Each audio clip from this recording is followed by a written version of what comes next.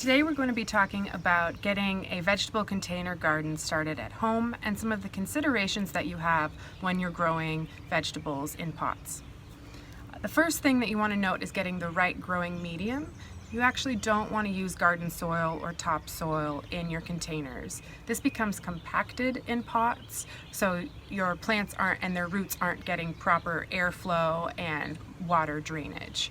Instead, what you want to look for is a potting mix, and you can either purchase this or you can make your own with some simple ingredients such as peat moss, compost, and perlite or vermiculite for drainage.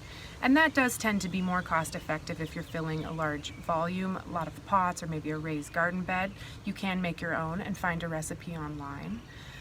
I didn't have a lot of volume of pots to fill, so I purchased some potting mix, and I did add a little bit of extra perlite for drainage and compost from my compost pile, just to make sure that I had enough volume to fill all of my pots. To talk a little bit about the pot that I'm using, I am actually using a fabric pot this year, made out of a heavy material very similar to felt. You can also use plastic or ceramic pots, those are very popular, but you want to make sure that they have good drainage at the bottom. There are holes for the water to drain out so that your roots are not becoming waterlogged.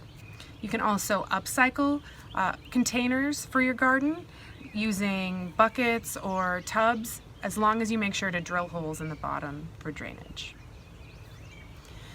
In terms of the strategy that I'm going to be using for planting, much like what I do in my garden, I'll be companion planting. And that's where you put different species, different plant varieties together that benefit each other. So alongside my bell pepper, I'm also going to be planting basil, which is said to improve flavor, and a flower called nasturtium, which attracts beneficial pollinators, repels pests, and also is an edible flower in its own right. That grows really well from seed, so I'll be planting that as a seed, and I'll be transplanting seedlings from my pepper and basil. And using the technique where I gently tap and shake them out of the pots without damaging the roots too much, although it's okay to break them up a little bit. And we also have a video on our channel about transplanting from our farm team, so that I highly recommend that you check that out. So I'm going to go ahead and get my seedlings in the pot, and then we'll talk a little bit about watering considerations.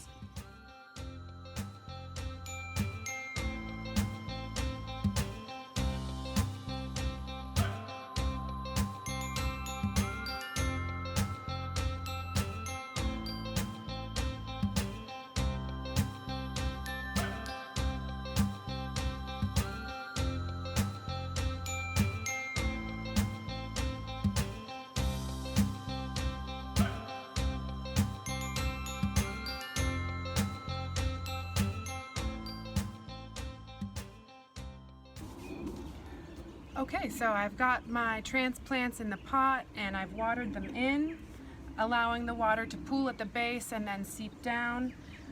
Some general considerations when watering containers is that they will require more frequent watering than an in-ground garden. So you're actually going to want to check them every day, and you'll know if they look dry, they appear dry or cracked, or if they feel dry under the surface when you put your finger in to check. In either of those cases, you definitely want to water, and you want to water deeply. So that generally means watering until you can feel it start to drain out of the bottom of the container, so you know you've saturated the entire container. It's all right for the soil to start drying out between watering. You just don't want it to get dry for too long. When it has a chance to dry out between waterings, that's good for roots. Again, you don't want them to be waterlogged so that it's constantly soaking. But you do want to be checking your containers regularly. So in this case, I'll have mine on my deck where there's not a lot of shelter from the wind and it gets really hot in the summer. So I'll have to check them twice a day, morning and evening. They may need water twice a day, especially in the heat of summer.